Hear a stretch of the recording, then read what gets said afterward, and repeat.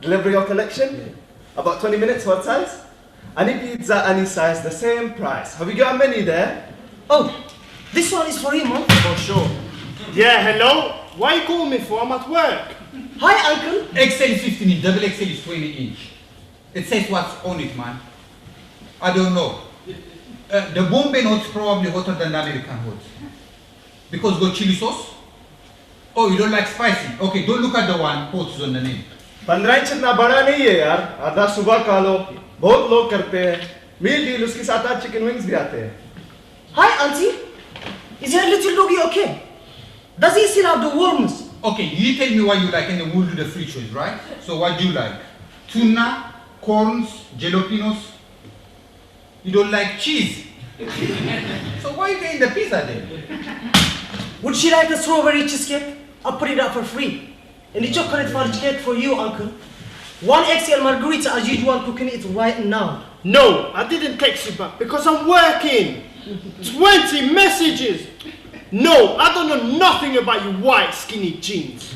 You say that wrong. It's not margherita, it's margarita. Yes. Who says? Everyone, it's an Italian word. Pizza comes from Italy. Oh, I knew this. Like ice cream. And Mussolini.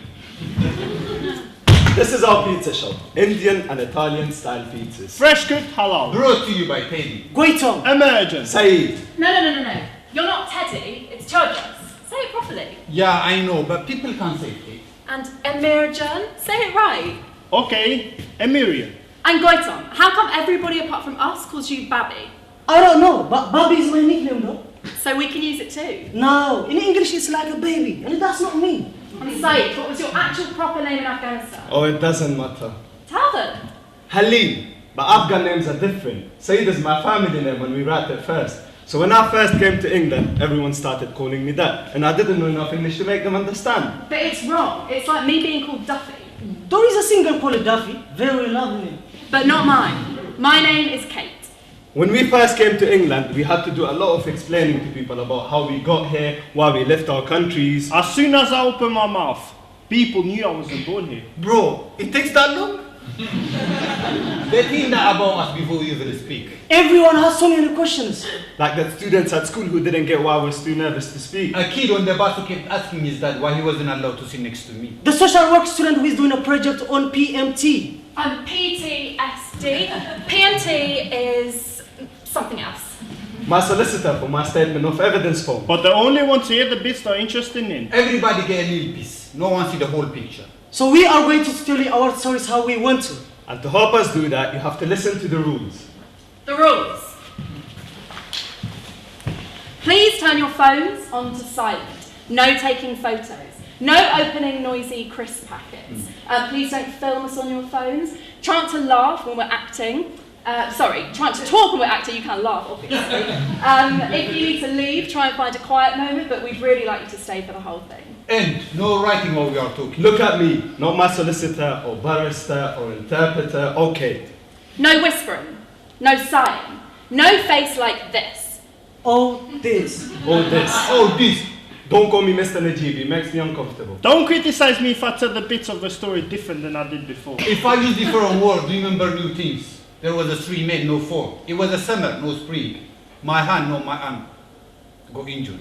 Inconsistencies don't mean that they're lying. Don't saw me halfway and ask me to come back in 3 months. Stop asking when I last spoken with my mum. Don't tell me I don't fit with my psychiatric assessment. You're not here to judge if you're credible or not. I'm not here to make your conscience feel better. I don't need you to feel sorry for me.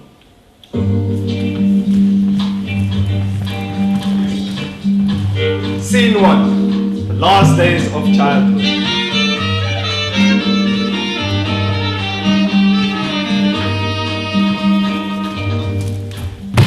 There you are, lad. I was beginning to give up on you. Mum made me take my sister to school. She doesn't suspect anything? No, uncle. Good lad, good lad. Sit yourselves down there, warm yourself.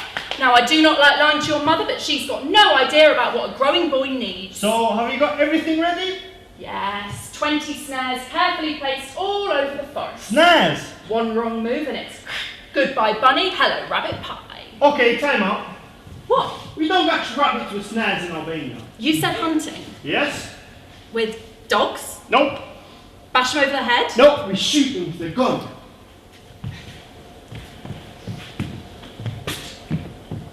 No.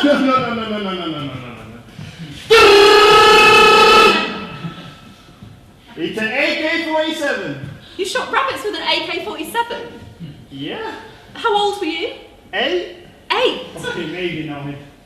Okay, whatever. So, you hold your AK-47, holding it extremely carefully and pointing it away from you at all times, and then you hunt the rabbits.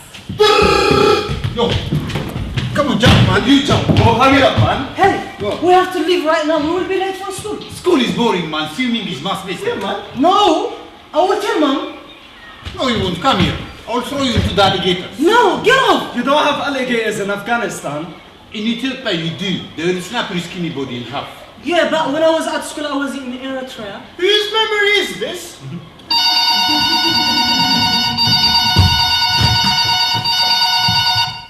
تو باید امشب خانه بیایی. من چیزهای تو را بسته‌بندی کردم. تا امشب با کاکای خود میروی. هرچی میگویم انجام بده. ነገሮች ጥሩ ስላልሆኑ ቀጥታ ወደ ቤት ና። ዛሬ ማታ ከዚህ የሚወስድ ሰው አግኝቻለሁ። Tu het wees na stopimos vol masnia. Da ja powiem to maar tu te wees na je want sigurt. جي خير ኣለኹ نبوينا دين ክሳብ ፅባሕ ንጎ ኮይት ነግርዮም ብጣዕሚ መብሰትዎም ከም ዘፍቅሮም ከዓ ነገርለይ ወላ ሓንቲ ከም ዘይከውን ከዓ ረድእለይ ቻው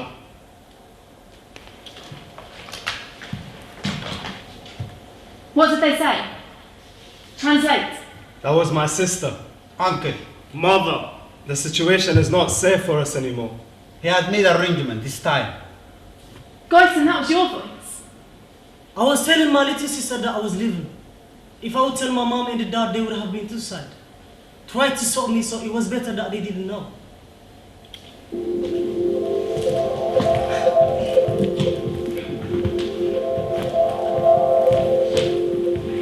Scene 2. Escape across the Kilo Mountain.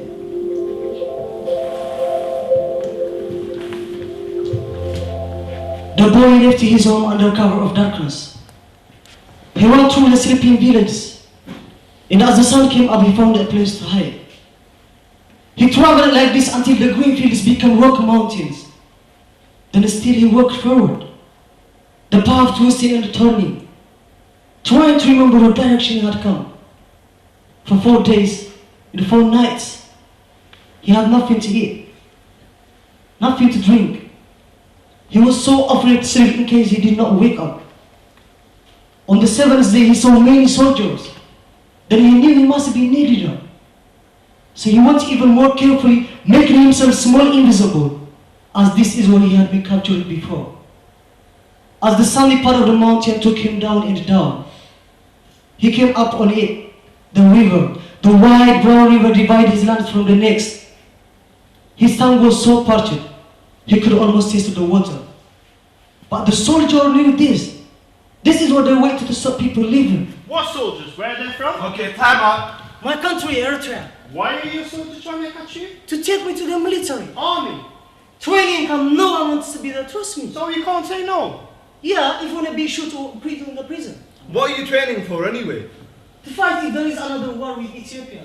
But I thought you were at peace now. Yeah, but this is 2014 though. Okay, carry on. So where are you gonna go? I'm gonna go to Ethiopia. That doesn't make sense. To go to enemy country. No!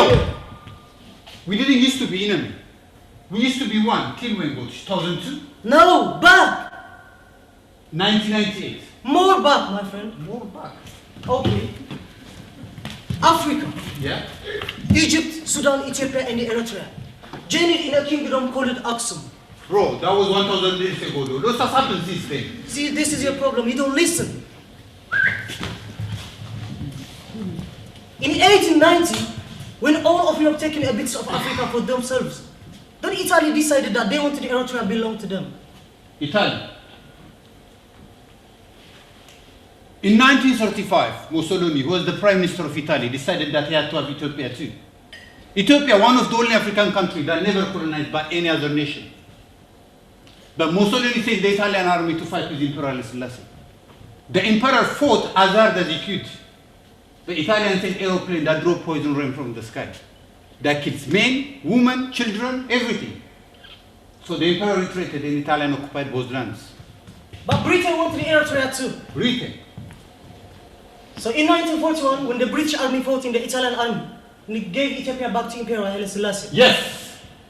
The British military government moved in to control Eritrea while they thought what to do with it. Ethiopia had been really helpful to the Britain. You're what? Well, they don't see. Got ya. So the United Nations decided that Ethiopia could be in charge of Eritrea now. That's nice. Yes, like I said, most of Eritrean and Ethiopian people think we are one. But the Eritrean government didn't want it, so they started a war that went for 30 years until 1991, when the Eritrean people voted to be independent. But that didn't stop the fights. The two countries couldn't agree where the border should be. So they went to war again in 1998. And the government of Eritrea got really strict. As well as the army camps, people weren't allowed to meet up, or to talk about politics, or criticizing anything. So a lot of people were put in the prison. Some religion go banned like mine. When I was a child, my parents took me out to Ethiopia. And then Ethiopia deported all Eritreans. So I went to Sudan, ahead of you, bro. So where you said you're from? Part Ethiopian, part Eritrean, now part UK. I generally have identity crisis.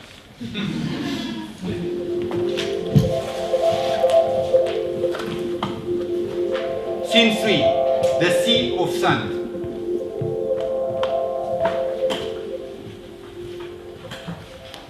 The boy arrived at the edge of the great desert, enjoying many other people that were living too. The boy uncle had paid a man to help him, and they tied him into the truck with ropes so he wouldn't fall out. For 8 days he drove across the desert. Soldiers chased them, but they didn't come to the truck. Water running out, the boy thought he was dying again. But one of the men put his hand on him and brought him back to life. At the end of the desert was the worst place on earth, run by a man who has no soul. Empty man, a man who don't know why he's still human. They smiled at the boy and his friend, promising a cold water to drink and to wash the dust of their body. But it was a trick. They locked them in the room, beat them with a stick, asking for money. Always money. Money they didn't have. 1 month passed. The boy watched his guard carefully and waiting for a chance to escape. And one night, at the last of the men for asleep, it came. The boy put clothes over the door so he made no noise when he break it. And the boy and his friend, they just crept past the sleeping guard and breathed the fresh and clean air. The boy now rested and slept and found kind people who would give him a job for little money. So he will be ready the next time this challenge lay ahead.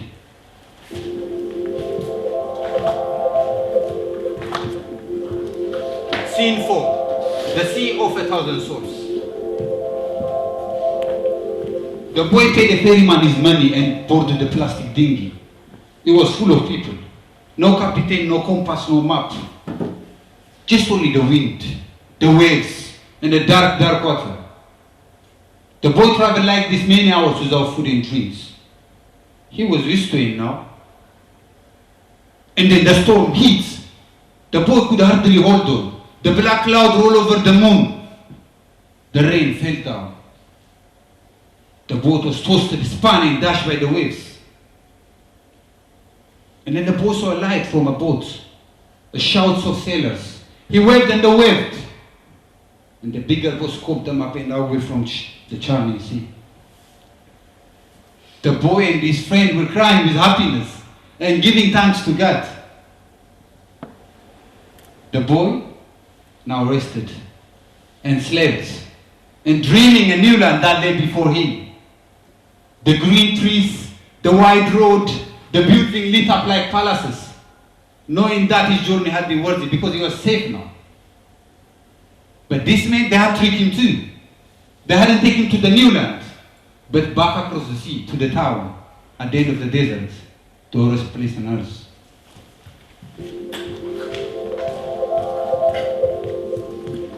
Scene 5, the prison of no escape.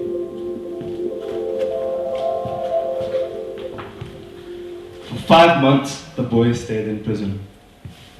There were many men imprisoned with him, from different countries. The boy was the youngest, so he had to listen to them carefully and learn their languages so he could use all the knowledge they had. The men told the boy that this place was not a prison, but a detention center. And everybody was there because they had traveled many days from their homes and had not asked permission to enter this place. So they were locked up while their captors decided what to do. The boy couldn't believe an actual prison could be worse. The guards were men with no souls. Men who don't know what it is to be human. They beat them, starved them, and laughed at their pain. The boy was used to that now.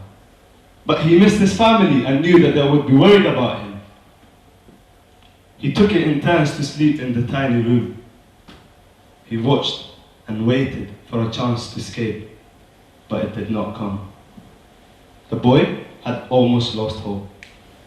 When his captors fished him and said if he signed his name he could leave, the boy knew it was a trick, that he was promising something but did not know what. He wanted to be free so he could continue with his journey. So they pressed his fingers into ink and made his mark on the paper. After more months, he walked out onto the dusty tracks, passing olive trees, donkeys, farmers eating bread and drinking wine. The boy knew he wasn't welcome. That this land was a cruel and dangerous one for a boy on his own. He couldn't wait to get out. But he left his marks, 10 little marks, the fingerprints. That could be his undoing. That could make people call him a liar, a cheat, a criminal. But the boy did not know that thing.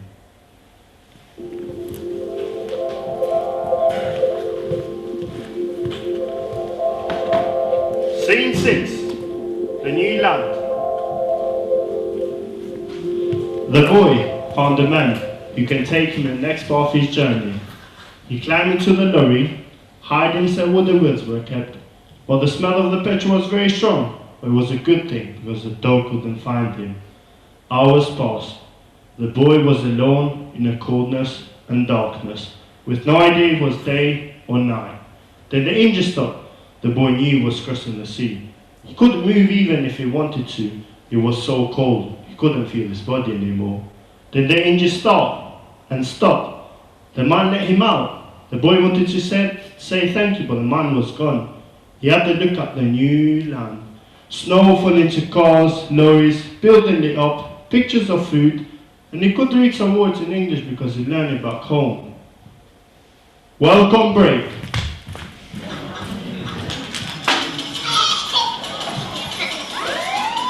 This is control to DE46. Driver's just seen a lad jump out the back of a lorry. Trainers, jacket, cap. Driver didn't seem to know he was in there. Headed into the building now. This is DE46 to see, on way now.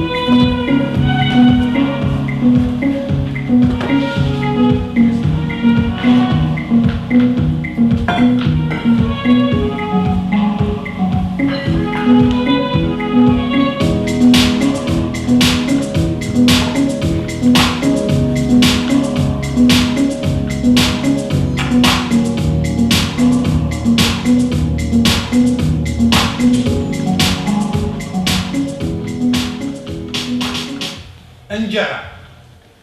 Naan. Book. Aita. Kita. Polani. Burek. Heshon. Dufo. Mantuk. Flea. Berkuta. Amulmul. Kolche. College. Hambasha.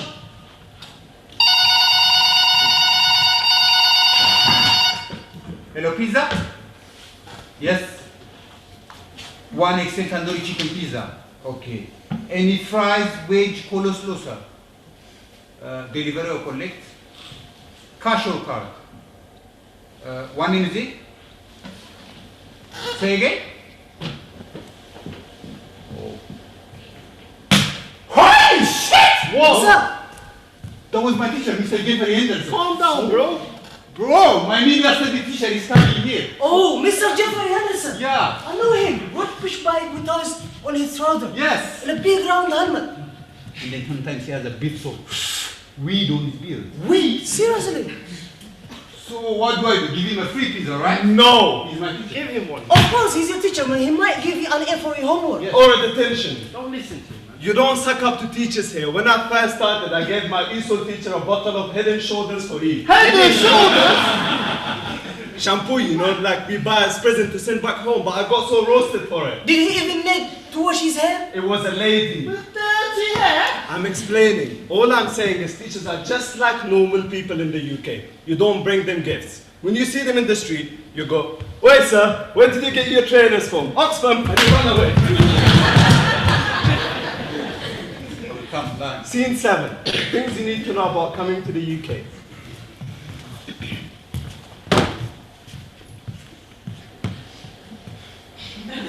The weather is shit. You will never know what clothes to wear. Your social worker will tell you to buy a waterproof jacket. You won't even know what it is. So you'll spend the money, a man back from TK Maxx. You will get a cold. That's the weather, but also an illness. Your throat hurts, your nose just runs. You're literally dying. You will go to a doctor's and he won't give you a pill. Extra vitamin D is essential. So go out in the sun, even if it's freezing, like English people do. And eat sardines, cow liver, and the yellow of eggs.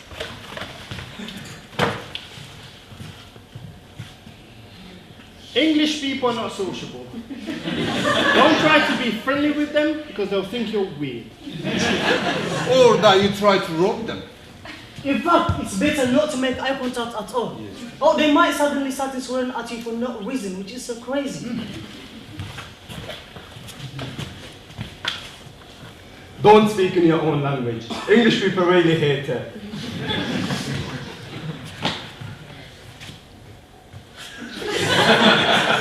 I think that's true. But you know how in our country we respect our elders? They don't do that here. Forget that completely. All people are lower than little children here. Even if there is a really ancient lady on the bus, you can't say she is old and give your seat to her. She might think you are rude for thinking she is old.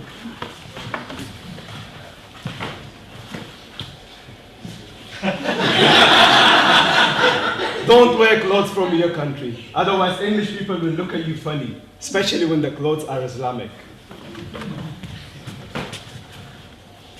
Learn how to like kebab. Chicken wings. Red Bull. Tesco meal deal. Costa cappuccino. But don't eat your food on the train though, because it gives English people another reason to move away from you. Don't do anything that might get into trouble. Because us get into trouble is more difficult than English people do. Especially when you're going to court, you have to show to the judge you're polite, of good character, and grateful for the opportunities, Your Honor.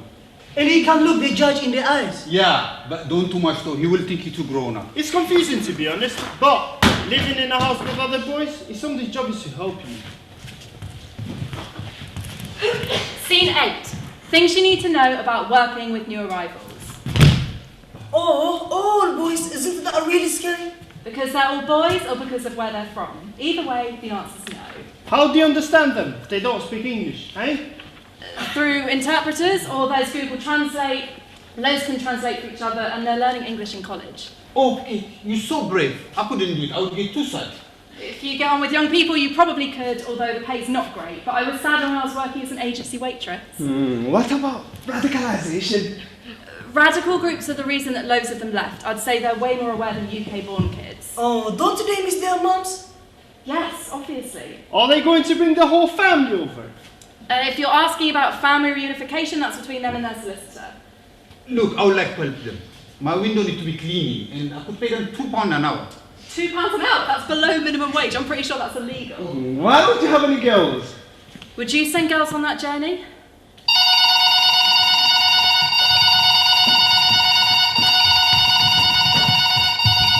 وضعیت بدتر شده است. ما مجبور بودیم به سرعت عمل کنیم. برادر در راه است به طرف شما. ነገሮች እየከፉ በመሄዳቸው በቶሎ እንድንወስን ተገደናል። ወንድምህም ወደ አንተ ጋር እየመጣ ነው። Situata është vështirësuar, duhet të vepronim shpejt. Vëlla jote është duke ardhur tek ty. التهمات እንድኸፈይት መጽዘም ቀልጢፍና ዝኾነ ነገር ክንገብር ኣለና ሓኸኸ ኣብ መንገዲ እዩ ዘለና ባኻ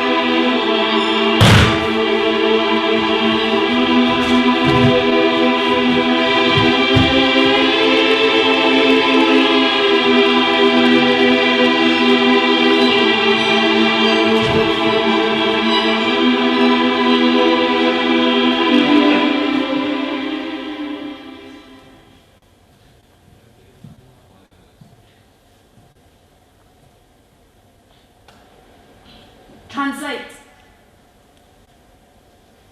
Was that your family? From home? What did they say? Our brother is coming. How? Same way as me. Did they know? About your journey? Did they know that you were put in prison? Have you told them this story? What have you told them? Come on, Sister T, please. Oh my God, calm down.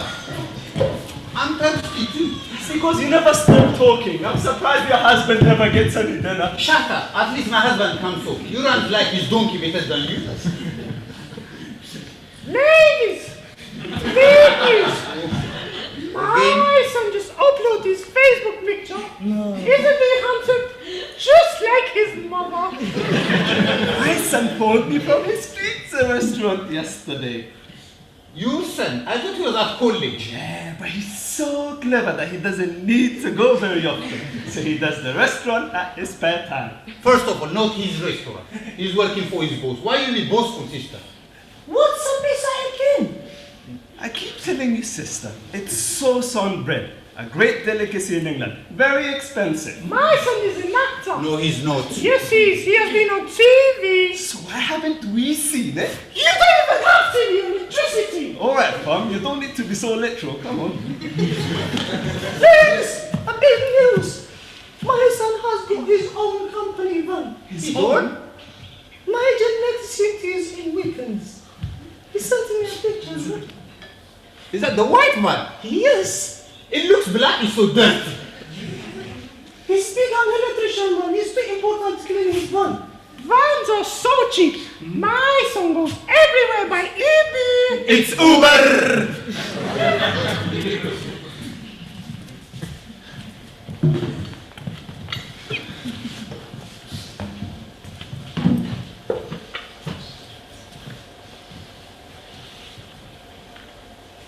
Do you wish I hadn't sent you? I know the journey was tough. The agents lied about how long it would take, but you're safe now. I am safe, but I'm trapped. There's so much you don't understand. That's because the court is taking so long. That's what I don't understand. You've been in the UK for nearly 5 years. Yes, but I was a child before. It's different. But you have a lawyer. What's he doing for you? Is he paying the right people? It's not like that in England. It's about the law. Just the law. But till I get my papers, I'm waiting. But you have friends. So many friends. You go to the mosque and you pray. Of course. Then that is a good life. That is living. Here you go to school one day and never come back. You won't see it coming. Just feel the shock, like an earthquake. You see the window shatter, and then your ears go completely deaf for a moment, or days if you're close to the blast. You see the smoke, black smoke pluming into the sky, and then the flames. You smell the burning, and you turn to run, and that's when you realise that you've been hurt. Glass sticking into you, blood spilling out into the dirt, and you fall. But there are so many people there that nobody can help you. Or you're just between here and your uncle's house, moving quickly, being careful. A car stops, men get out, and there's no time for you to run. They drive you into the mountains, beat you until you're begging them to get it over with, and then they call me and your sister and make us listen to your screaming just so we can pay them a few $100s. And even if we find that money, they might still kill you anyway. Or we get taken, used by the men to recruit you, and you go with them because you've got no other option. And you're here to tell me that I made the wrong decision. Look, all I've known is war from when I was born to when I left. But I still went to school. I'd be at university now. Yes, those things happened, but I never gave up. I still had hope. In England, that's hard to hold on to. I see so many people like me with so much sadness. Men who are far from their families, not allowed to work, not allowed to study, and they're dying a bit more every day. And I don't ever want to be like that. I told Auntie Gulsangle what you said. She thinks you're jealous of the other boys going to England, but you want to keep it all for yourself. Auntie Gulsangle has a head like a pumpkin. Hey. I'm just trying to tell you how it is. How it actually is. When I say my prayers and try to sleep, but I can't because I'm thinking. The tailor asked to be engaged to your sister. Even for free clothes all of her life, she still said no. And Auntie Gulsangle wants you to send her more cod liver oil plus a Nivea cream.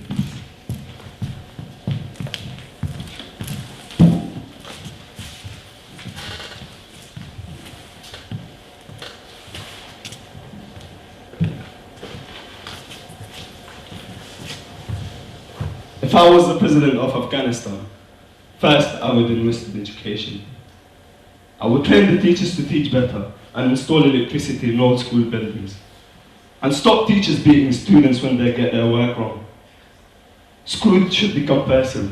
And many families who can't read and write won't understand why they can't have their children with them in the fields all day. So education people need to explain, not just punish them with fines. School should be for girls too. The Prophet Muhammad, peace be upon him, said, seeking knowledge is an obligation for men and women. That's Islamic. So there should be female teachers, female doctors, female politicians, and everything. And if I was the president of Afghanistan, it would be safe enough for women to do whatever men do. What about Taliban? What about Daesh? Well, the only way to broker peace is to understand where they come from and how they think. And if I was the president of Afghanistan, I would stop NATO getting involved in my country. Yes, we can't have relationships based on trade and business, but Afghan people need a chance to stand up for themselves. One more thing. If I was the president of Afghanistan, I would have my family living with me in Afghanistan, not in America. And if I didn't think it was safe enough, I would not be asking my people to return. So, the brother, is he staying or coming? Stay. Come. Come, but stay in Ethiopia. Not go through Libya. Definitely not. But when he's in this place trying to get family to help him, to I get don't legal know. way. I don't know. I will tell him everything I went through and then let him decide. Whatever my family think is right. Scene 9. Things you need to take with you. Trousers with money sewn into. Old phone because the battery lasts longer. Bread, mango, Coke, Dates. Glucose gel for energy. Dried fruit and nuts. Tin tuna, tin pineapple. Peran, tumban. Jacket. Trainers, socks, pants. Yeah, I know they look funny, but when you're wearing Western jeans, you need them underneath. Bible. Prayer mat, mosquito cream, and do not forget to use it. Socks, pants, tracksuit, Money. passport. Yo! Passport! Why is your brother traveling like this if he has a passport? He could go online and get a plane ticket. Exactly, man. Easy. He's leaving quickly, he don't know where he's going and he don't have a computer at home. Oh, is that all he's taking? Yes, because he don't want the border people know he's gonna come back. That's not all he needs though, is it? Come on, what else? Oh, a birth certificate to prove his age. Yeah. He doesn't have a birth certificate. Okay, then baptism card, health card, school certificates, anything like that? And Oh yeah, anything you can put in to prove your claim. For example, if people have come to your house saying they're going to kidnap you or kill you, then get them to write it down. And sign it on a special headed note paper that says which terrorist group they're from. And then when you have your letter, you have to get it certified. Of course, yeah. That could be three. Exactly. So you go to your lawyer or your police office, you take them your letter, you get them to write another letter about your letter, and then stamp it. And obviously you need a full description of who the stamping person is, what their qualifications are, what their job is. What? Another letter? From the place that they did their training, university or whatever, saying what year they passed and what special skills they have to do the stamping. And what really helps is if the stamping person has authenticated documents before, like in other court cases. And in those other court cases, how many times was the judgment upheld? Oh.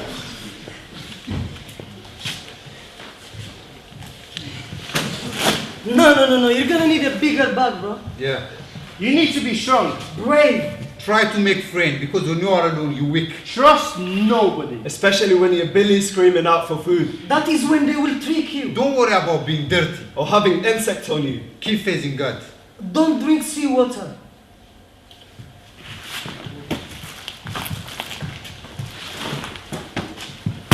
When he's a child, not a child.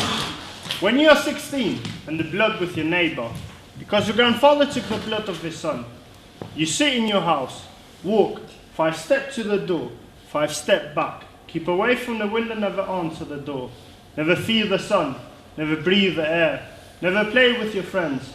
Your sister's crying because she hurt her knee, your mom dropped bags she cannot carry because your dad is gone. When you sit in the rubble of your broken farm after the planes have left and the sky has ripped open, and your father places brick on brick so you won't see him crying as your mountain burns.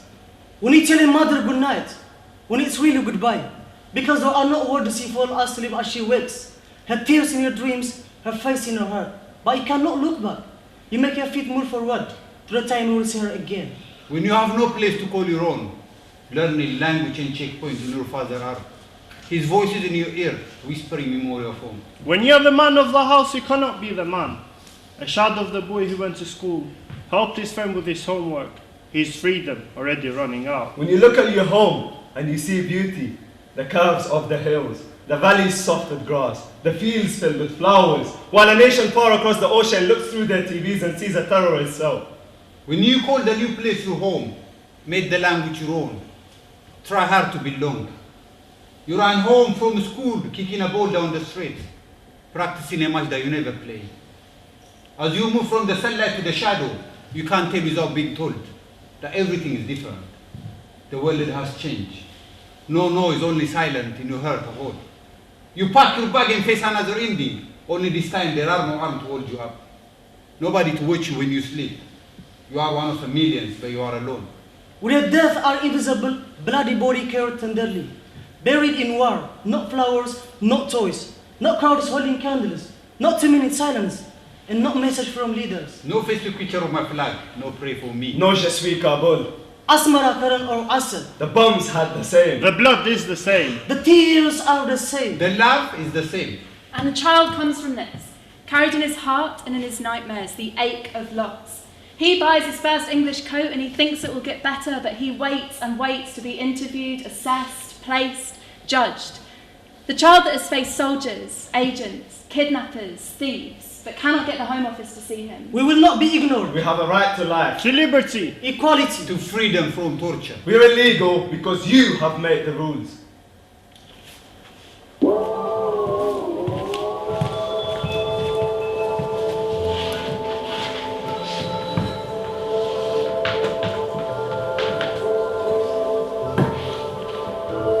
How do you sleep?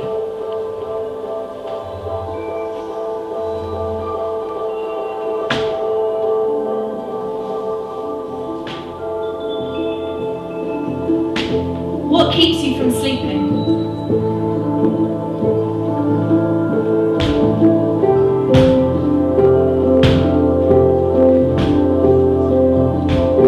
What do you dream about?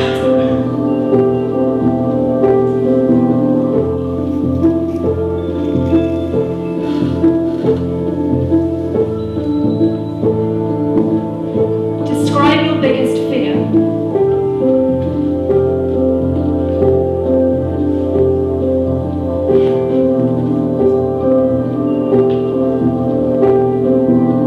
How do you handle your emotions?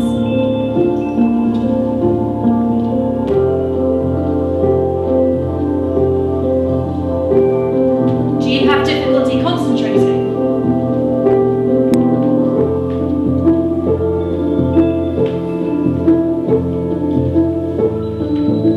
What would make you happier?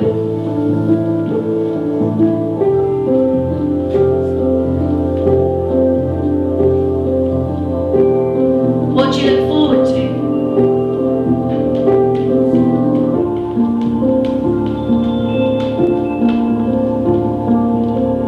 You wake up tomorrow and your problems have gone. How would life be different?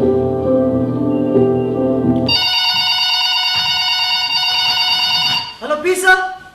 No. Scene 10. When we are men. Ladies and gentlemen of the company, this is your beginner's call for Act 1. Beginners to the stage, please. Beginners to the stage. This is Tedros' dressing room. I am Tedros' personal assistant. Hi Natty, it's me, Rafa. Oh, hi, Rawa. How you doing? I'm good, how are you? I'm alright, thank you. Is Tedros on stage yet? Oh, yeah, but maybe he's taking a selfie for all his fans. Hey, who are you talking to? It's your beautiful girlfriend. Oh, my little brother. If you're gonna work with me, you need to be someone more professional. You get me? More professional? Yes. And we are brothers. Why are you talking to me in English? I have no idea. ከዚህ በኋላ እኔ እናንተ ትንሽ ስንገናኝ በአማርኛ ብቻ ነው የምናወራው። ስለምንታይ ኣብ ኣማርኛ ክንዛረባ ንስኻን? ምክንያቱም ምን ያለቀን ሲቀጥል ታላቅ ወንድም ነኝ። ኣይምልከተንን እዩ ዝኾንኩ። አሁን አትጨቃጨቅኝ። ከስቲ ጀርባዬ ክወፅ ኣይክእልን። አትጨቃጨቅኝ። ሂድልኝ አልኩህ። ቅድራስ You know what? I quit. No, you fired. Hey honey, what's up? You know you got up to 5, so hurry up. Yeah. I'm going to send you a picture, okay? What, next door neighbor hasn't blocked our drive again? No, hang on.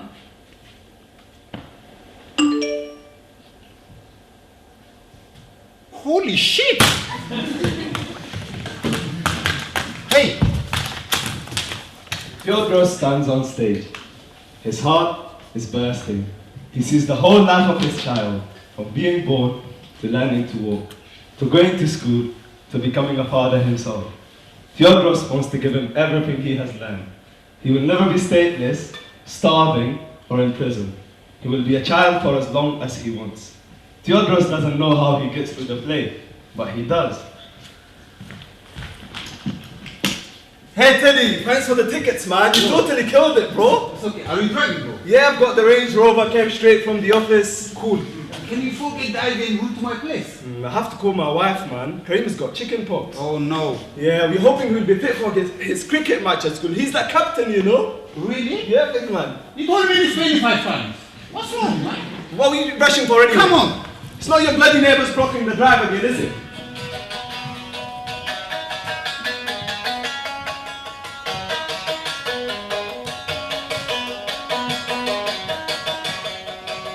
زدلية تزخون اللي حسبنا البيت زسل ومخرك جزاوتنا كعدي حبتنا الزكبية تزبنلي حسن البيت زسملي ومخرك جزاوتنا كعدي حبتنا فأنا زفتوى من كلي مسيرة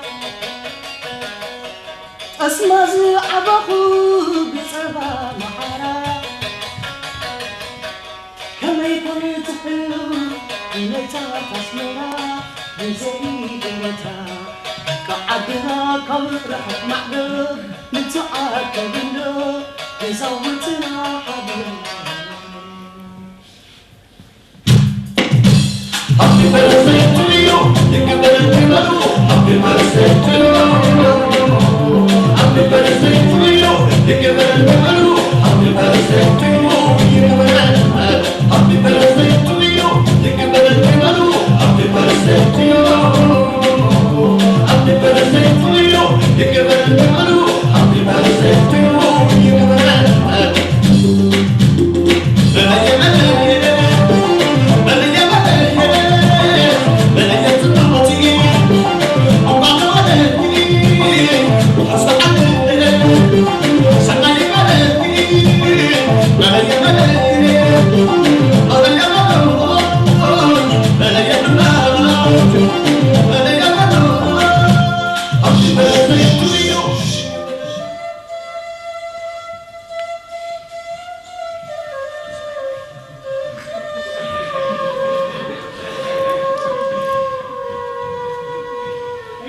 Change the music, man. Gonna stop when I'm tired, I'll stop when I'm done. These men are just liars.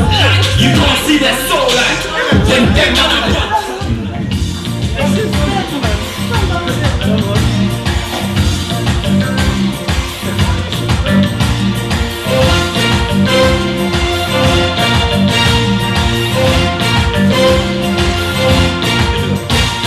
የሰገደላት ውበቱን ያችን የቃል መስታየት ሞቶ ከተመተ ቴዎድሮስ ቆሞ ስቃይ ዋላለማየት የወደቀላት ውበቱን ያችን የቃል መስታየት ሞቶ ከተመተ ቴዎድሮስ ቆሞ ስቃይ ዋላለማየት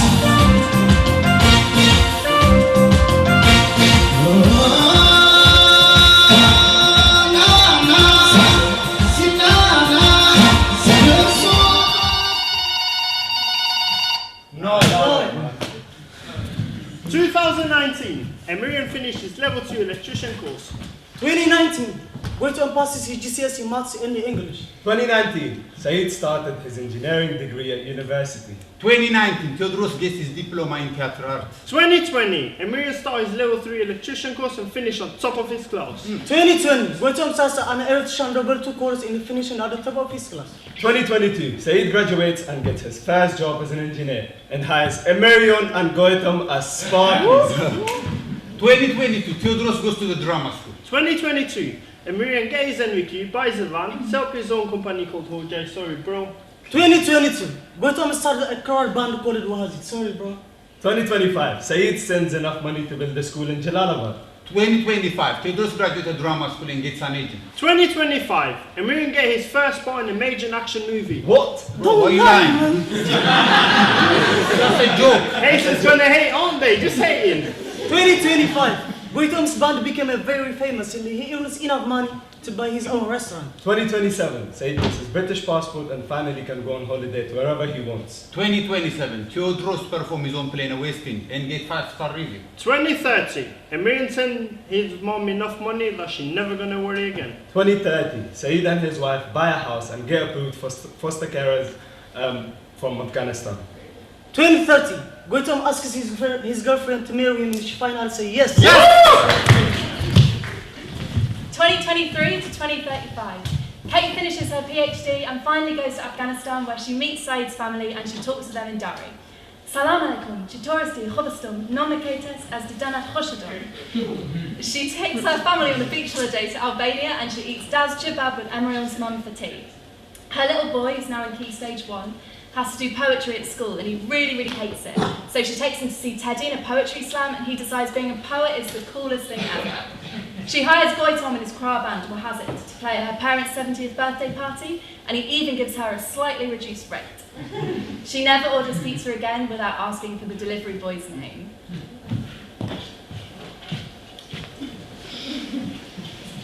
Well, this place is so mess.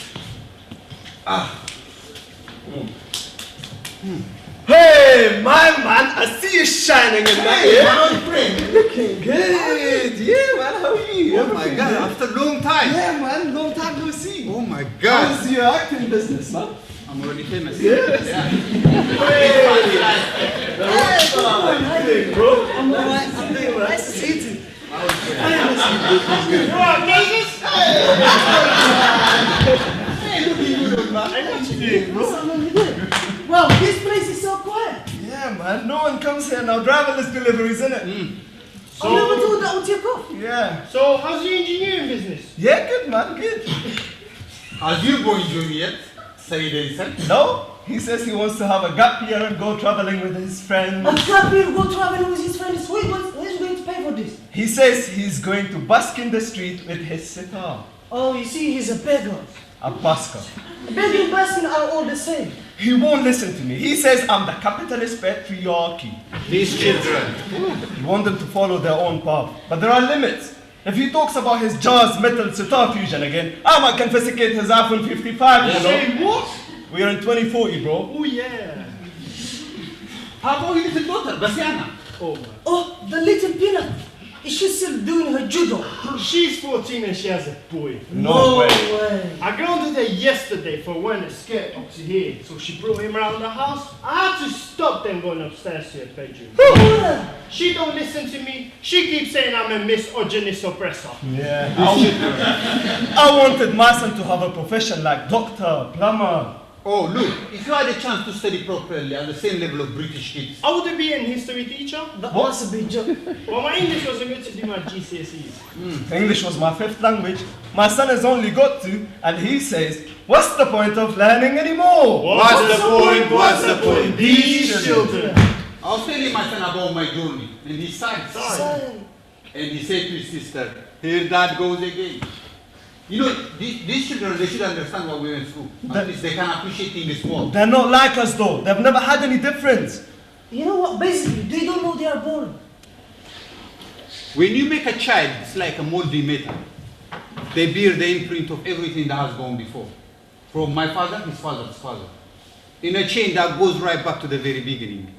Everything they learn, the struggle, that shaped them, it has become a part of me. And we will pass it forward to our sons and daughters. Our stories will be part of their lives too. My son. My daughter. Our sons and daughters. Which one you first? Twins, one of each. No way to greedy. Come on, bro. No, sure. This is the end now. Oh. They will live and be safe. Never leave them until they want to. My son will be called Azkan, that means strong. I will call my son Dagmawi, which means compensation. My son will be called Abraham, who got to the television and settled in another lands. Kareem, which means kind and merciful. We will not be ignored. We have a right to life. To liberty. Equality. To freedom from torture. We are heroes because we have to be.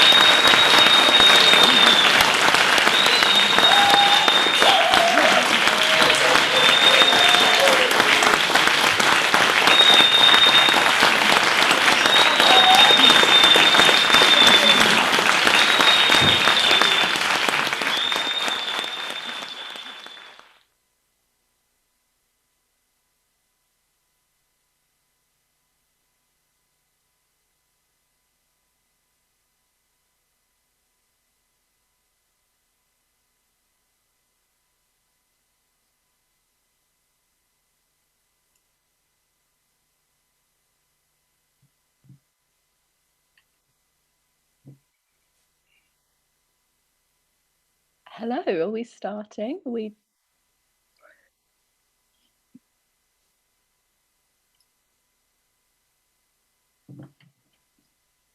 Oh. Shall we wait for, well, we can wait for everybody's cameras, but should we wait for Tom to give us the go-ahead to start? Yes, I guess so. I think we're live, so I think we're good to Oh, go. wicked, we're live. I'm so happy, see myself in the crew. Oh, I'm so glad. That's nice. Wicked. Okay. Said, oh yeah, you're there. Cool. Okay. Well, hopefully we've still got some people with us. So we just wanted to spend a little bit of time having a chat now. I'll say some stuff first. So just to quickly say who's who, if we just quickly introduce ourselves. So I'm Kate. Oh, you can't see my screen. Juliet, you go next. Next, you need to say, but anyway. Oh, okay. So Juliet's our producer. Then we have Said. I'm Said. And Teddy. Give us a wave, Teddy. And Goitam. And our writer and director, Dawn. And Miriam, but I'm not sure where he is. He will hopefully join us soon. So thank you so much for watching. Refugee Week is our biggest week of our calendar at Phosphoros Theatre. It's a really special time for us. We share our work all around the UK. We meet loads of refugee young people, loads of kind of local communities. If we weren't in this health crisis, we'd be in Sheffield with Migration Matters this week. So it's really sad that we're not, but really lovely that we can be online with you guys. If you've been to a Phosphoros Theatre show before, you'd know that as soon as our actors step off stage, we invite the audience onto the stage with us and we have a big chat. Sometimes that audience is made up of refugee young people who have come from the same countries as our actors, or they might have had similar experiences, and they feel recognised and seen by the stories that our actors tell. Sometimes it's people that work with refugees or work around kind of human rights issues, but often it's people who care about refugees but have never really kind of met or hung out with people who have had to face the things that our actors have had to face. And those conversations that we have after the show are some of the most significant moments of our tours. They've led to ongoing discussions, future volunteering, friendships. I mean, in the summer, we kind of en masse went to the wedding of a stranger that we met at a show who then became a friend. So I wanted to mention that because watching this play on screen we don't have that same experience. So we hope that this Q&A time now can be an opportunity to kind of have some of those conversations that we'd normally have in real life. So we have the Q&A function on Zoom, if you're with us on Zoom. If you're watching via Facebook, send in questions. Juliet will use her tech skills to find them and she'll send them to me and we'll ask. I'll kind of chair the conversation to help get things going. So do ask us stuff and we can have a chat. So whilst you're thinking of questions, I wanted to kick things off by recognizing that Goitam, Teddy and Said, this is probably the first time that you've actually seen this show, right? Because you're in the show. So I wanted to see, like, how did it feel to watch it? Was there anything that surprised you when you watched it on stage? Was there anything that felt different to how it feels when you're performing it? Like, how was that experience just now? So if you just unmute your mics and then let me know. I mean, it was a great experience. I don't like being arrogant and boast, but I think we are really good actors, all of us. And yeah, I think we've done a great job, because like normally we're on stage, so we don't see the acting side of it, because you're on stage and you have to be thinking of a lot of things going on. So you're thinking of your lines, for example, and like the scenes that you're in. Was like now I was just laying down and watching everybody acting, which was an amazing experience. And as Kate said, this was the first time seeing the boys acting. So I think we are good actors, and well done to everyone. Teddy, what do you think? Well, like I always believe this theater company is great because of the message we deliver for the audience and the whole people out there. But until today, I wasn't quite sure how we delivered. I know the message is very important. It's real. It's our life. But I always question myself how we're gonna deliver. But when I see myself, when I see the whole thing today, I was really like happy and confident. Like it was good. Like as said, we are really good actors, and then we keep continuing like delivering good message with a good acting skill. Yeah. Thanks, Teddy. Hey, Emirian. I'm glad that you're with us. Can you hear me? Give us Hello, a wave, guys. Emirian. Hello. So we're in our live Q&A now. Yeah. On what you just said, Teddy, just to let the audience know as well, we have like a WhatsApp group, and we've been WhatsApping as the show has been going on, being like, wow, this bit here is really powerful, like this bit, like, or other people have been saying, oh, I love this bit, I love doing this bit. And I think there's a real difference in the bits that we love performing and the bits that actually feel really moving to watch. I know that when I see on screen the movement section where we hear at the beginning about holding Teddy in the truck with the ropes, and then later we see Goitom be held by the aprons. That was always a really moving bit to watch from the back of the stage, and when I see it on the screen, it's really, really powerful. Goitom, do you have anything to add to that about how it felt to watch the show?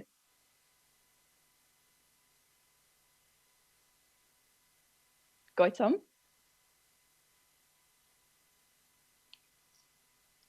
You're muted. Goitom, can you hear? Yeah? So Goitom, the question is, how did it feel to watch the show, like, and not be in it, acting it? Oh, it was amazing. I didn't know. I never seen myself like to act. I was just like on the video doing it. But when I see this, and the fellow actors was so perfect, you know.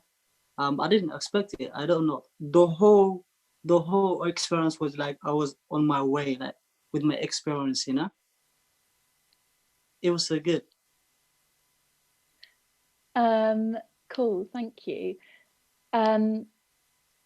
So this idea of like, yeah, like feeling like you're on the way. Obviously, we have a lot of refugee teenagers that come to see the show. Sometimes those are friends of ours or people that we've worked with before, but often they're strangers. They might come with a group of people, or they might come with a foster carer, or just on their own because they hear about it online. It would be really good to hear a little bit about the response that you think that those people have to seeing the show. Because as we know, some parts of the show are sad, they're distressing, it's scary, but the response that we've had from refugee young people has been so brilliant. So I was wondering if somebody could talk a bit more about that. Maybe Saeed, you could start that off. I mean, yes, like for me personally, my best audience is those people, you know, refugees who recognize the stories and who relate probably to the most of what we just saw in the show. So, you know, it's great to have them, and especially, you know, at the end when we talk to them, it's, you know, most of them say that, oh, you just told my story. So like in that moment, you feel like, oh, what you're doing, what we are doing on stage is not just about us.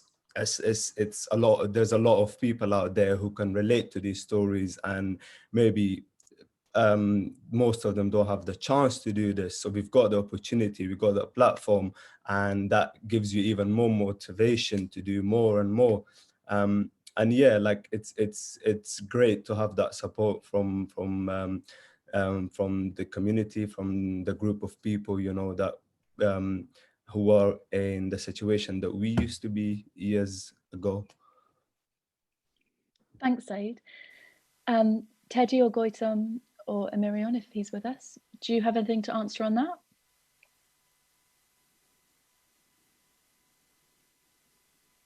I remember a time, well, we were discussing, Teddy and I and Sage, we were talking about the fact that it's really difficult to kind of come off stage after you've done this performance that's so personal, and not even get changed out of your costume and then kind of go into these conversations. that are really special. We were remembering a time that we had about 45 refugee teenagers come to a show in London, and after the show it was getting really late and everybody had left, and it was just this group of teenagers with Goitom, and he was playing his kra and singing for just ages. I don't know if you remember that, Goitom, and you were like, is it time to go home now because I'm like tired, I've been working all day. But these young people, they just I think that the stories really touched them. Yeah. So somebody's asking whether the stories in the play are based on your own personal experiences, or if they're made up. So maybe somebody can explain, and then somebody else has said kind of what the how the play was developed. So maybe we could talk about that and touch on things like why we talked about the boy instead of like I experienced this. Yeah, let's start with that. Teddy, do you want to go for that one? So whether the stories were based on personal experiences or made up. Yeah, I mean, all you've seen on this show, it's like real, like we've been through like the whole journey, like we just represent ourselves. So all that like that monologue stories really happened to me. For example, all this journey through the deserts, through the Mediterranean Sea, it's really happened to me. All the actors had been experienced this from the back home to here. All this journey is real. So we just like gather together as a family and develop the story. We just used so many like flashback stories, remember things, and then we put together, and our writers, our great writers, she had some like art value together, and then this is it. So somebody else has asked a similar question to what you just said, Teddy, which is, are or were any of the actors themselves immigrants? So Saeed, do you want to answer that? I mean, the answer is quite a quick one. So the question is, are any of the actors immigrant? Yeah. So all the actors in the company are former unaccompanied minors. So we've come to the UK as unaccompanied minors, which means we were below age 18, and we came to the UK on our own without a family member. So yeah, and yeah, that's who we are. And just something to add to this. I don't know whether Dawn or Juliet might want to add something here too. In terms of the scripting process, so that was mainly Dawn who, give us a wave, Dawn, because it says Phosphoros under your name. Yeah. So at the beginning of the show, when the actors talk about having their stories told by lots of different people, solicitors, all of those people, we really wanted to find ways that those narratives could be kind of formed and rethought in different ways, and that was one of the reasons that we use the this kind of concept of this character, the boy, and why we use the brother to kind of reframe where the kind of who's leading that narrative. There was another question here.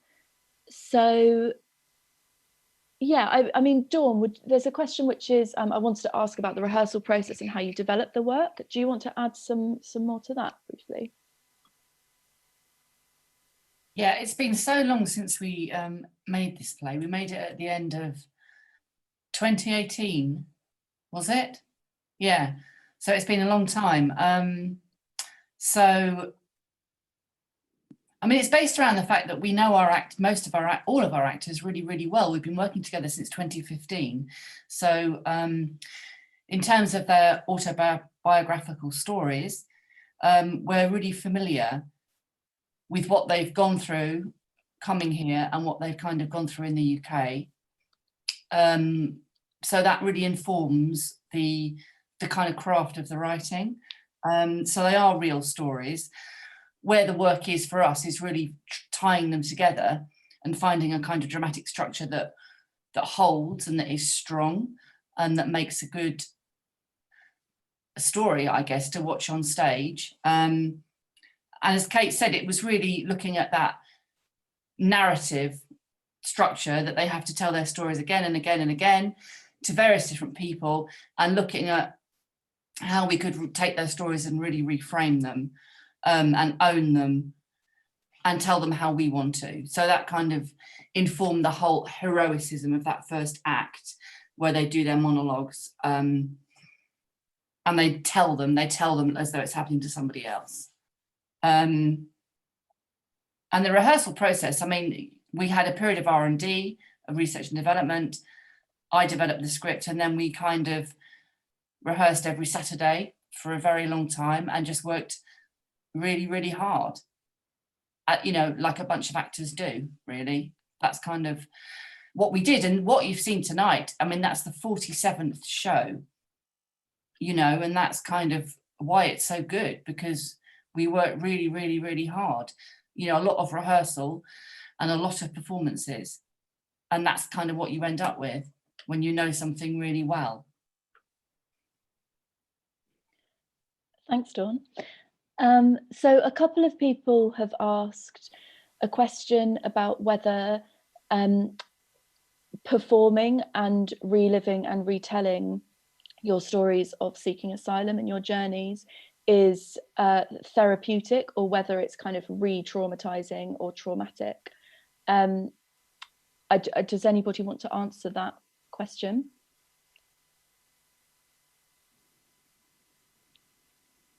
I can go. So, yeah, I mean, as I said before, you know, like hearing from our refugee audience that, oh, you just told my story. So those, like, you know, looking at that and hearing that, and it's become, so for me personally, it's become a piece of art right now that, you know, that I wanna use, which is obviously a big part of this country's culture. So it's become a piece of art that I want to use to stand in solidarity with those people who are still on the journey, who are still going through what we've been through years ago.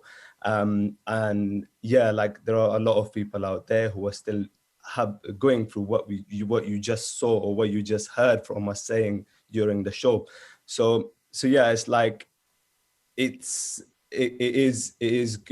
not traumatic. Like when I perform my traumatic experience, or like when I talk about my traumatic experiences, for me it's just I'm acting, and I'm using those experiences as a piece of art to to navigate and spread the message and spread awareness about these issues that we face as a community all around the world, not just the UK, but obviously our experience is mostly in the UK. Thanks, Said. Gautam or Teddy, would you like to say anything on that one?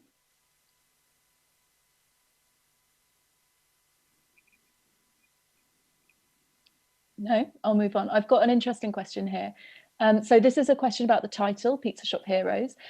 So somebody said, I personally feel that there's a strong message in the title because it reminds people that the people that we see in low-paid, zero-rights jobs are absolute heroes who endured really difficult circumstances to be where they are and still have difficult circumstances here in the UK. So is that kind of why we called it Pizza Shop Heroes? Is that why we set it in a pizza shop? Gautam, can you answer that question?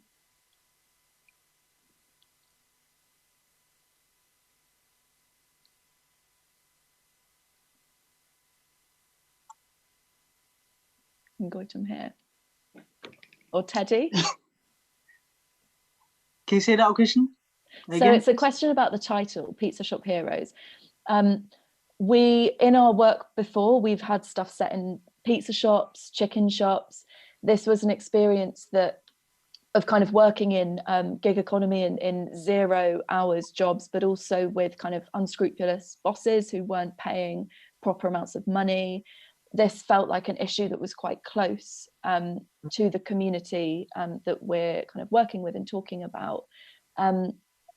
So yeah, I guess, do you think that the link to the pizza shop and the people that work in those types of jobs who don't have their rights recognised, but who have all of these experiences behind them, did that feel important? Does that feel kind of relevant?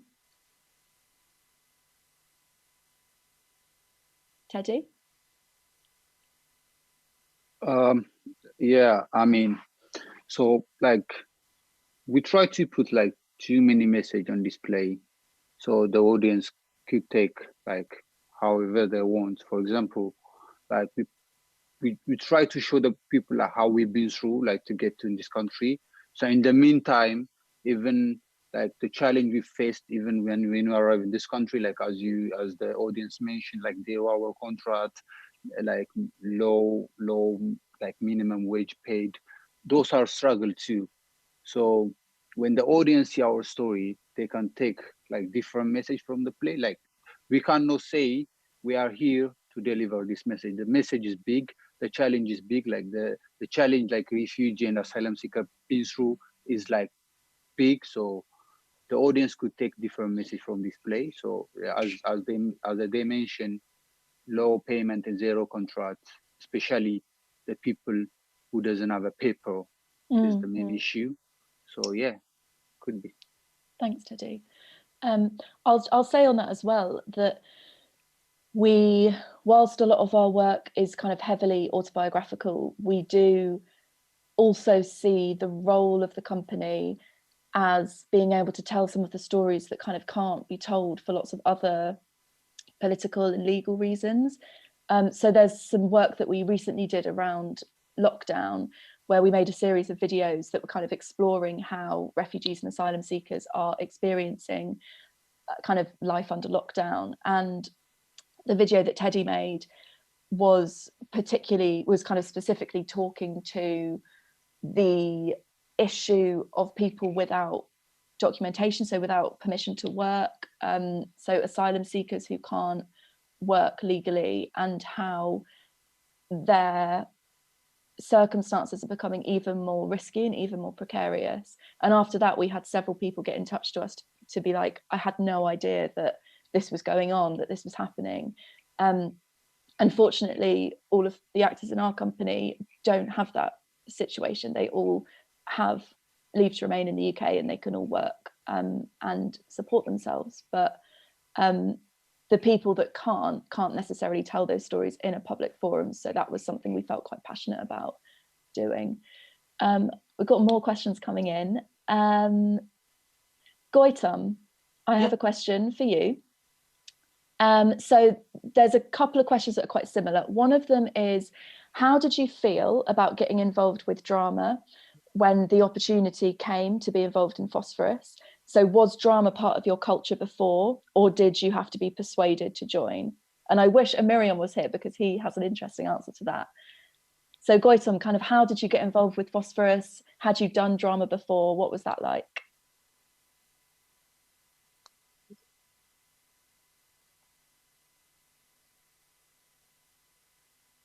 Oh no, is he frozen? I think his connection is very bad. I think, okay. Saeed, do you want to answer that? Yeah, so Phosphorus started from a housing project, and one of my best friends used to live in that housing project, and I found out through my friend, and that's how I got involved. It sounded interesting to me. I hadn't done drama before. I didn't have no experience of drama. We do have theater in our country, which is Afghanistan, but it's not as popular. So it was the first experience of drama, you know, performing with Phosphorus or doing a show with Phosphorus. Yeah, and then for me, like getting involved, the motivation behind it was the message that we talked about in our first meeting. So it was Kate. I remember me and Kate when we had the first meeting, which was, you know, me thinking about joining Phosphorus. And that meeting, you know, what Kate explained, which was, oh, we are going to be telling these stories, and it sounded interesting to me. I am training to be an engineer, so I'm studying to be an engineer. Like, you know, I won't have acting or drama as my career, but my talking about refugee issues is my passion, and I'm using drama, theater, art as a tool to you know, to talk about my passion and yes, spread awareness about issues we face as a community. Thanks, Said. So Teddy, a question for you. Can you tell us a kind of memory of something funny that happens behind the scenes that the audience wouldn't have seen in this show? So a funny experience of that might be on tour with Phosphorus or kind of behind the scenes of the show. I mean, the last 2-3 years with the company, we had like a lot of fun. Like before we go to the stage, when the rehearsal time, when you develop the story, and when you like go to eat some lunch, sometimes like get together, like we had a lot of fun. Like I always like, it's like a big memory for me. So we have a lot of fun stories. So just to share one story, like when we do, you know, sometimes when you try to tell some like memory, it just like go out of your mind. But I don't know. I mean, I can't remember right now, but we have a lot of fun. Maybe, I don't know. I have a recent one from the recent tour. Okay. That maybe will jog your memory. I don't know if I was actually there on this evening. I think maybe I just heard about it afterwards. I think maybe this was in Manchester, at the Home Theatre in Manchester. But in the company, we like to play a lot of pool. So wherever we go, often we'll find different places to try and play pool together.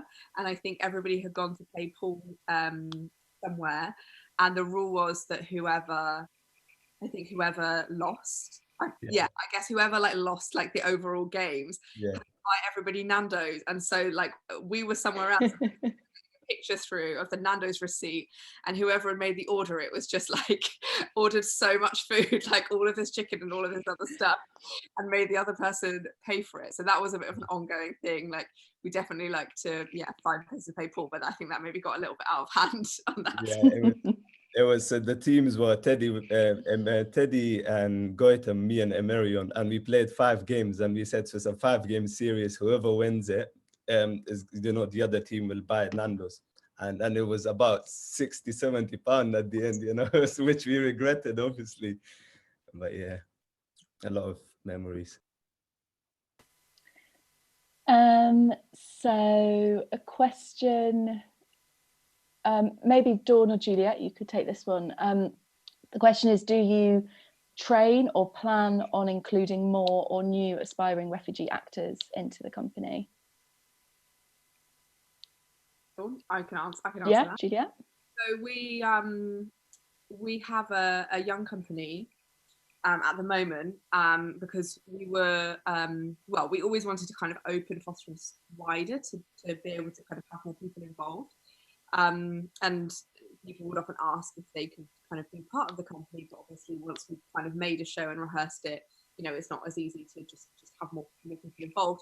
So we're really happy. We're working with the Unicorn Theatre. We started the young company in September. Saeed is one of the leaders of that as well. And so we've been working with an amazing group of people there. And they won't necessarily become involved in Phosphorus, but we make drama with them every week. But a couple of people that we've met through there will be involved in our next show, which we were meant to be touring this week. So we're really sad that we don't have that out, but it's really great that we're able to have this show on this evening instead. But our next show, All the Beds I've Slept In, should be going on tour this time next year. And we have some new actors that we're training to be involved in the company in that show. Thanks, Jules. Just got time for a couple more questions because we want to wrap up at 8:30. Let me see. I've got a quick question, which is, did Saeed get his accent from Yorkshire? That's a funny question. I mean, if you said London, then you know. No, I haven't been to Yorkshire, I think. Have we? I don't think you have, no. No, I don't think we have. Yeah. So you know, since I arrived in the UK, I've been living in London. And yeah, I don't know. York last year, which is obviously in Yorkshire. So let me see. Quite a few questions. Don't think we're going to be able to answer all of them. Goitam, can you hear me now? Goitam? Goitam, can you hear? Give me Yeah. a wave if you can hear. You can, okay. So if there's a refugee person that wants to get involved in theatre for the first time, what advice would you give them?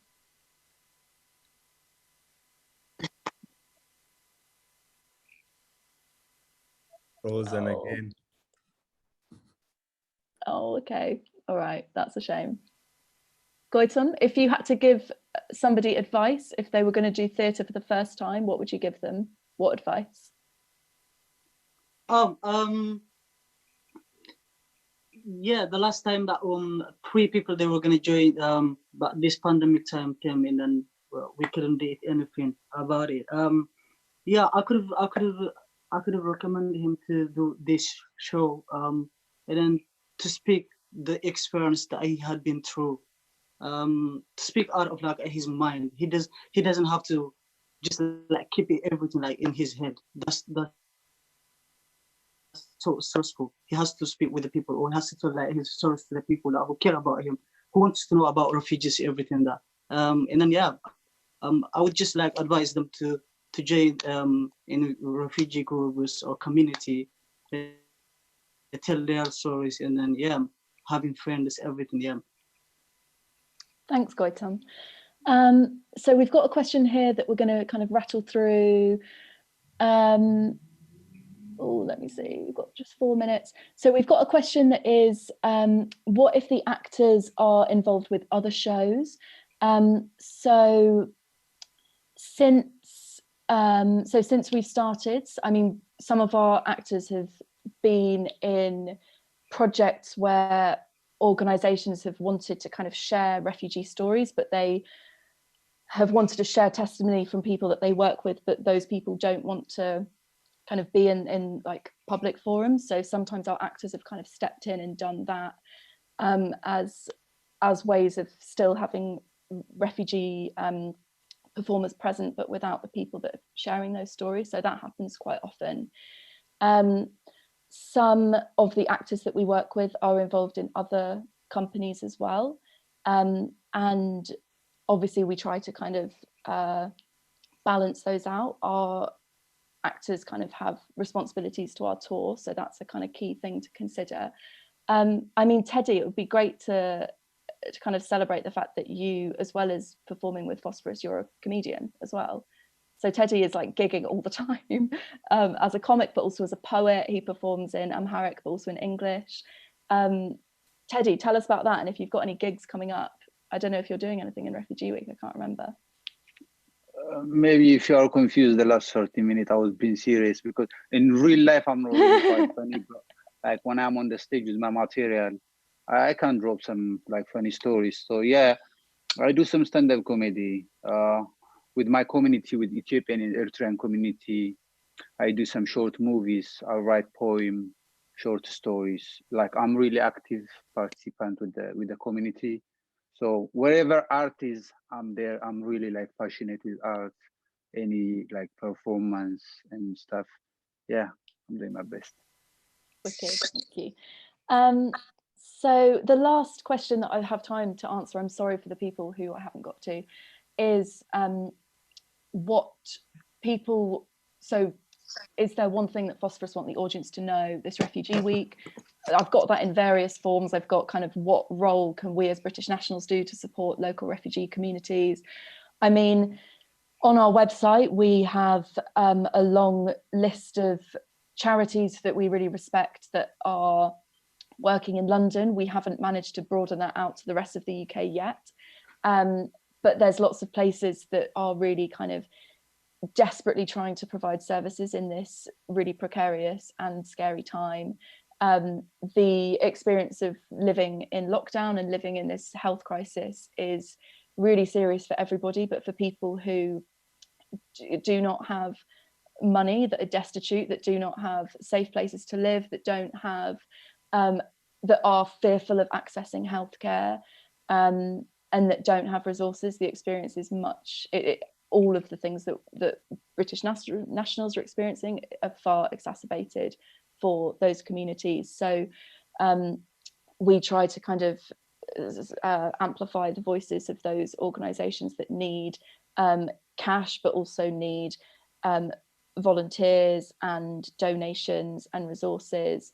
There's petitions. Refugee Action have got a petition about raising destitution allowance. The allowance was recently raised by 20 pence, which is just very upsetting for us to hear, because that's the situation that some of our actors, not on screen today, but other people that we work with, are kind of living through or surviving through. So yeah, there's things like that that we're supporting.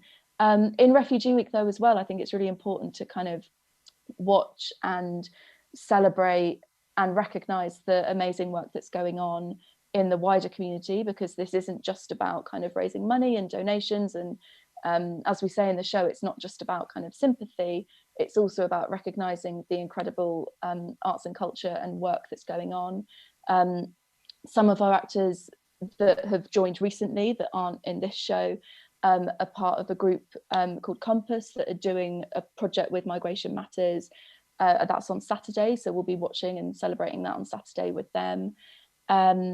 And yeah, our friends that Teddy works with that do comedy, they're doing some comedy nights this week. So we'll, throughout the week, we'll be watching that as well. And before we go as well, to say that we also have some other stuff going on this week. So this show is going to be on for the rest of the week. We're going to keep it online for the next 7 days. We're watching this with lots of refugee youth groups around the UK, and we're doing several workshops this week with them. On Thursday, we're doing a roundtable event with some really amazing speakers, where we talk about how we can challenge hostile environments in the arts, which is an issue very close to us. On Saturday, we're doing a workshop for artists who are interested in working with autobiography. That's now fully booked, but if you really are interested, it is fully booked, then email us, we might be able to squeeze you in. And we also have been working on a new piece of work called Strung Out, which is a short film. It's about 30 minutes long. We're going to be releasing it every day throughout the next week, and we'll be showing the whole thing on Refugee Day, which is Saturday. The film is about friendship and expectations put onto refugees, and kind of showing solidarity to each other. We filmed it in lockdown. It's not about coronavirus at all. We don't even mention what's going on now. So we really hope that that's kind of surprising and enjoyable, and people have fun watching that. There's nothing else that we're doing this week, is there, Juliet? We have a resource online if you work with young refugees and want to kind of explore some of the themes in the show. That's kind of everything that we're doing. We'd love for you to keep supporting the work that Phosphoros is doing this week, and follow us on social media, because our show that we've had to postpone, which is called All the Beds I've Slept In, which has got 7 actors, these 4 people here, Emarion's not here, and 3 actors that have joined recently. That will be on tour next year. Goitom, Teddy, Saeed, is there anything else that you'd like to say to kind of finish this up, to give us some closing words? Just thank you very much for supporting the work that we do, and yeah, please keep supporting refugee artists and the work, similar work going around. And yeah, thank you for a wonderful evening. Teddy, is there anything that you want to say? Yeah, we do really appreciate to be with us through our journey.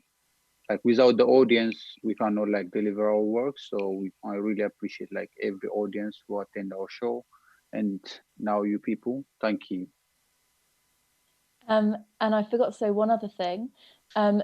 We are asking people that have seen the show, if they would like to respond to it with a poem that's under 20 words. So it might be about the show, it might be about the kind of wider issues, it might be about your own experience if you came to the UK as a refugee, and all of those tiny little 20-word poems will be put together into one big poem, and then on Sunday, next Sunday, Teddy is going to share that on social media from everybody that has joined in. So yeah, that's all from us. Thank you everybody for contributing tonight and chatting with me. Thank you to all of the audience for hanging out with us and asking us really great questions. I'm sorry that I didn't get to all of them. Huge thank you to Tom and Sam and everybody else from Migration Matters. And yeah, thanks to Counterpoints Arts who are supporting Refugee Week Run this week and are doing a fantastic job. And also our wonderful funders who allow us to do this work. So the Arts Council, Paul Hamlin Foundation and the City Bridge Trust as well. Thank you so much. I really excited to kind of kick off Refugee Week before it's even started tomorrow. We really look forward to hanging out with you for the rest of the week. Thanks so much. We're going to sign off now. So yeah, thanks guys. Bye.